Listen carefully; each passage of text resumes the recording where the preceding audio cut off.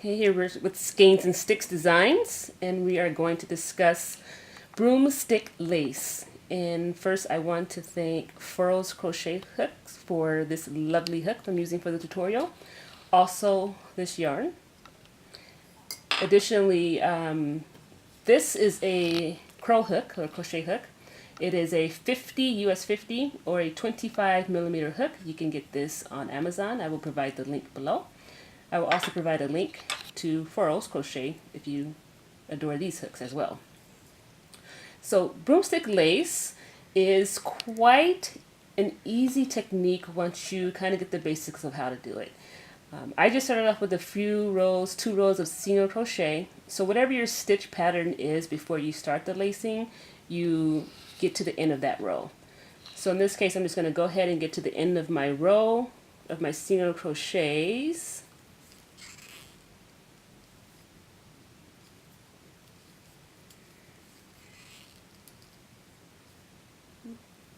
Go.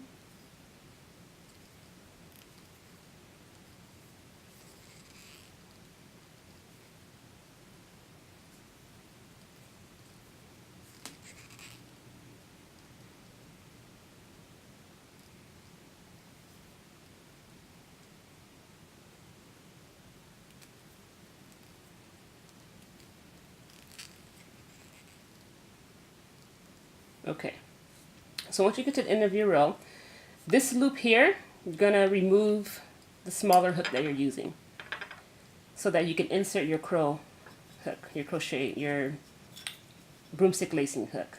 Okay, so whatever you're using, anything that's cylinder like this, if you don't have a broomstick lace hook, you can use a highlighter or a rod, anything that has this shape, because that's the main thing that you need.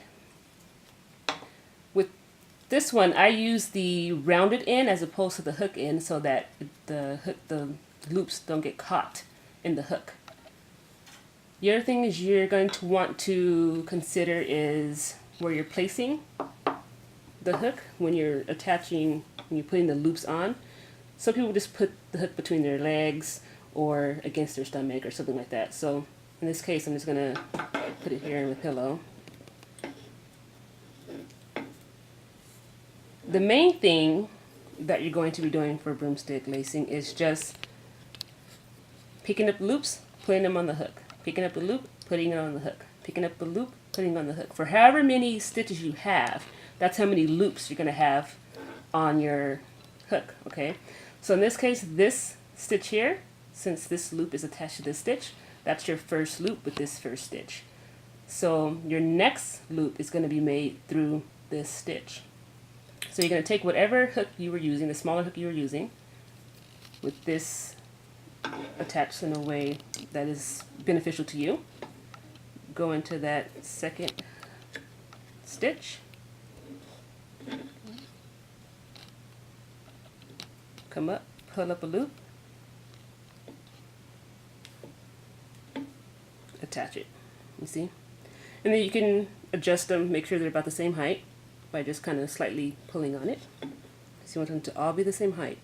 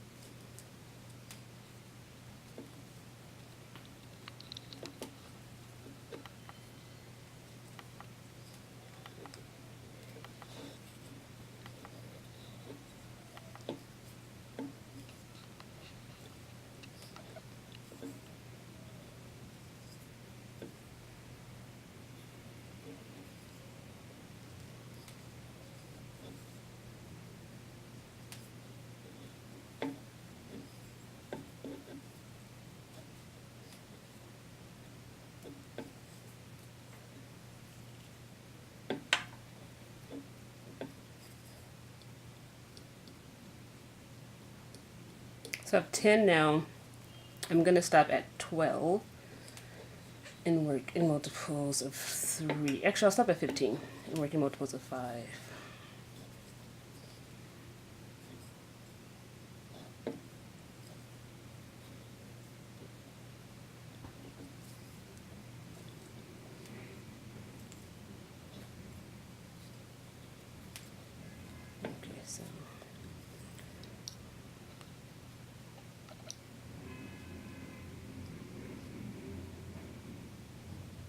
13,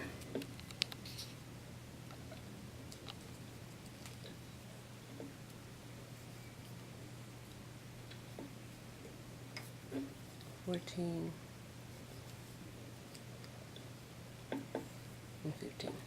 And just for the sake of the instruction, I'm not going to go all the way down, but you would go all the way to the end if you were working it, just so that we can get started with what will happen.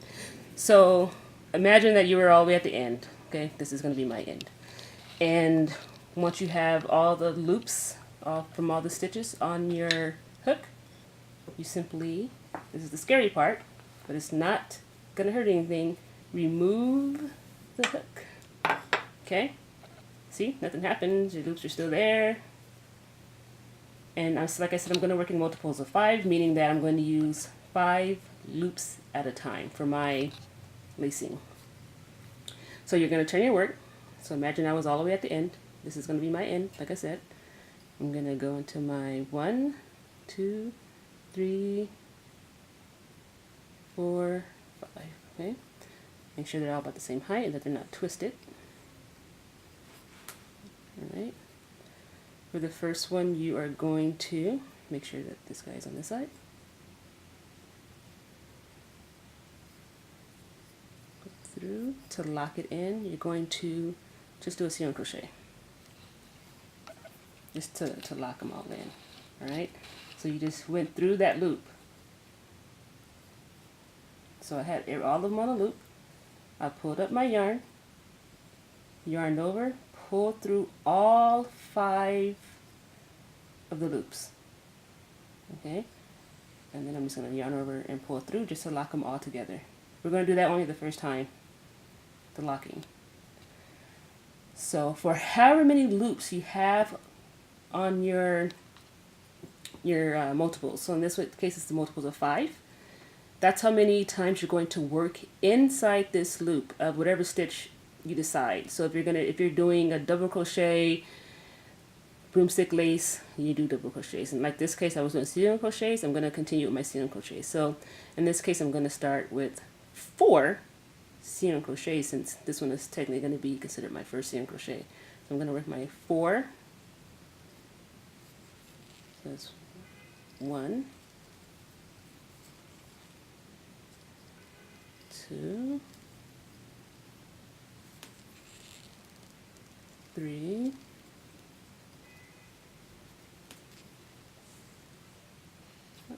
4. Okay. And I give you your first lace guy here. So I should have 2 more sets since I went with 15 loops. So then you go over and you pull up your next set, in my case my next 5 loops. 1, 2, 3, 4,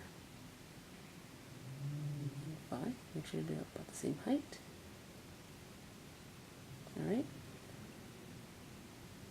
So in this case, you don't have to do that locking mechanism. Once you've done it for the first time, you don't do the locking. So now I'm just going to proceed with my 5 single crochet in this in these loops. Like we said, this one we only did 4 because we started with the first locking single crochet. So in this case, we're going to do all 5 in this one. So here's my first one. 1,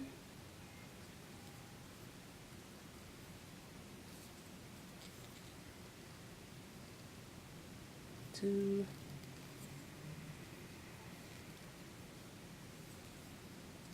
3,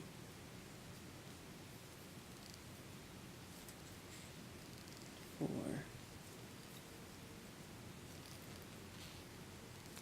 5. Okay, and there's our second eye here.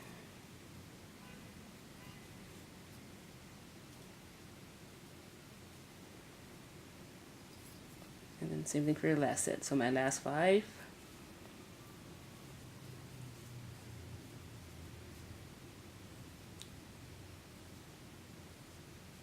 Oh, I got twisted.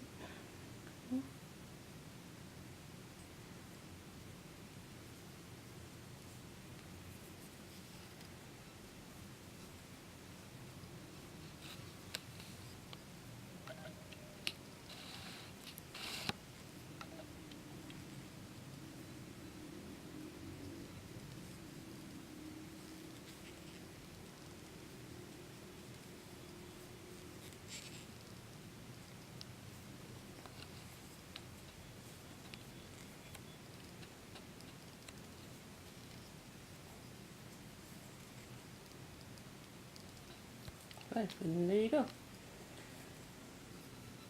Why didn't that turn?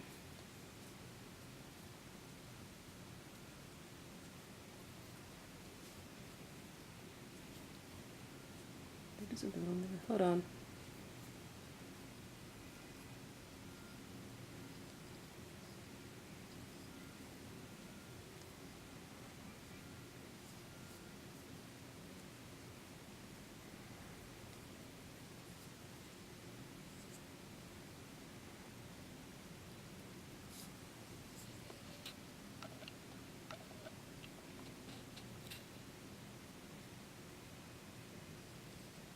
Okay, there we go. There's a turn. 1.